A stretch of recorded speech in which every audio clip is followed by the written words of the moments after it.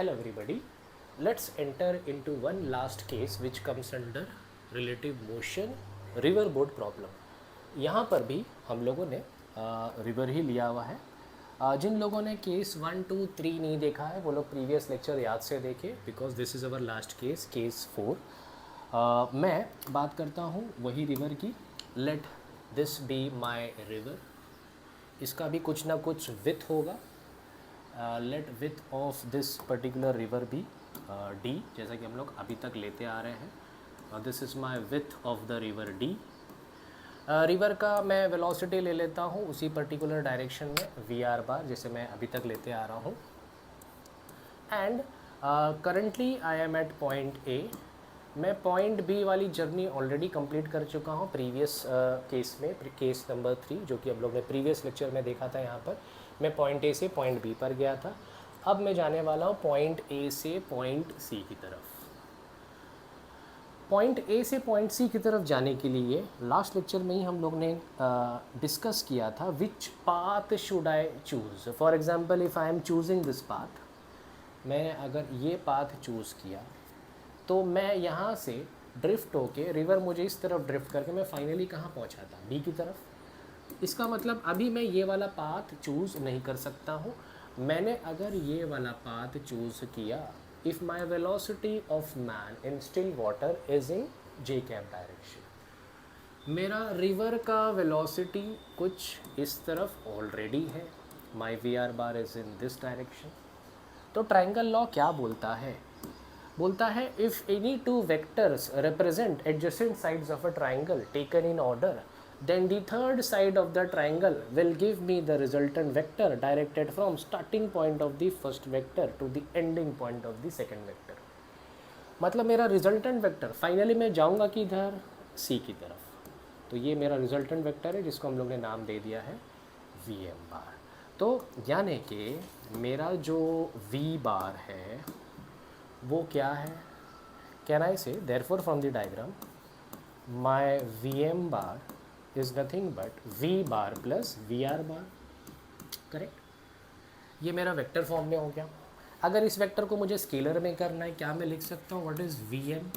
That is nothing but under root of v square plus v r square. ऐसा मैंने क्यों लिख दिया हूँ डायरेक्टली? क्योंकि v और वी आर आपस में परपेंडिकुलर है. दो वेक्टर्स आपस में परपेंडिकुलर होते हैं तो उनका रिजल्टेंट क्या हो जाता है? Under root of their individual magnitude का square with an addition sign. Vector में भी हो गया, स्केलर में भी हो गया. न्यूमेरिकल में पूछता है कि कितने एंगल के साथ the person should start to swim, at which angle the person should start to swim with vertical. 0 degree. Vertical के साथ कितना एंगल होना चाहिए? 0 डिग्री. एंगल तो मुझे प्रीवियस केस में लग रहा था एट एन एंगल थीटा. यहाँ पर तो मैं विथ वर्टिकल यानी 0 डिग्रीज पे जा रहा हूँ. तो यहाँ से मुझे हमारा 3 काम के रिलेशंस मिल गया है. एक वेक्टर फॉर्म वाला, एक स्केलर फॉर्म वाला एंड मेरा एंगल भी मुझे बड़ी आसानी से मिल गया है. अगर मैं बात करूँ what should be my time taken by the person to reach at point C. A से सी तक पहुँचने के लिए समय कितना लगा? तो क्या मैं बोल सकता हूँ what is time? Distance upon speed. अभी देखो डिस्टेंस में अगर वर्टिकल ले रहा हूँ, प्रीवियस केस में भी मैंने यही बताया था, तो स्पीड भी मेरी क्या होगी? वर्टिकल. याद रहे वेलोसिटी की बात नहीं करते, टाइम स्केलर क्वांटिटी है तो हम लोग स्केलर की बात करेंगे, डिस्टेंस अपॉन स्पीड. अगर मैं यहाँ पर ऑब्जर्व कर रहा हूँ डी बाई वी, मेरा डिनोमिनेटर जो है ना, ज़रा इस पर ध्यान दो as compare to my previous case. Previous case को मैं वापस हाईलाइट करता हूँ. What was my time? D by v cos theta. V cos theta एक वैल्यू कम होती है as compare to v. V is always greater as compare to v cos theta. क्यों? क्योंकि कॉस थीटा की जो वैल्यू होगी it will lie between 0 and 1. उस वैल्यू को, किसी भी वैल्यू को मैं 1 के कम नंबर से मल्टीप्लाई करता हूँ तो उसकी वैल्यू गिर जाती है. मैथमेटिक्स हमको यही बोलता है. वी कॉस थीटा एक कम वैल्यू है. डिनोमिनेटर अगर छोटा होता है तो ओवरऑल वैल्यू बढ़ जाती है. मतलब यहाँ पर समय ज़्यादा लग रहा है, यहाँ पर समय कम लग रहा है क्योंकि डिनोमिनेटर मेरा बड़ा है.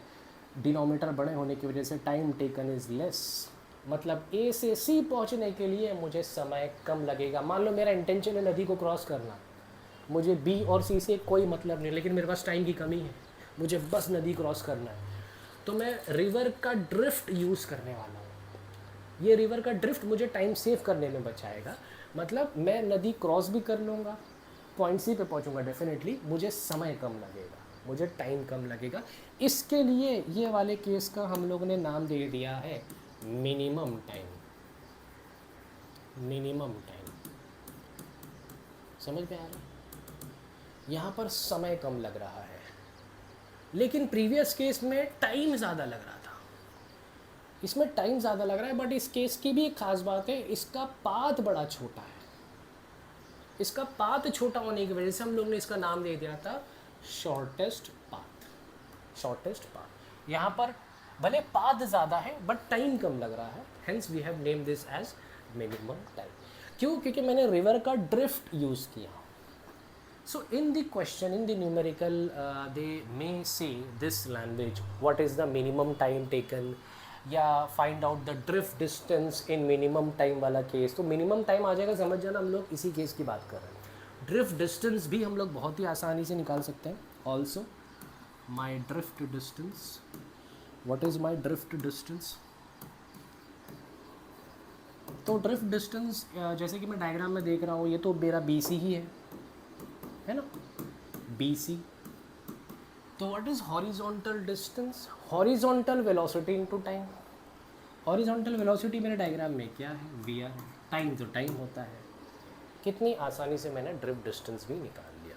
सो अननोन क्वांटिटीज़ की अगर मैं बात करूँ तो this will be my fourth unknown quantity and hence this will be my fifth unknown quantity. यहाँ से मैंने फोर्थ केस के साथ साथ पूरा का पूरा रिवर बोट प्रॉब्लम का हर एक केस हम लोग ने डिस्कस कर दिया है। एक बार वापस गो थ्रू करो। If you have any doubt, any queries, do contact in the respective email ID और in the comment box. Thank you.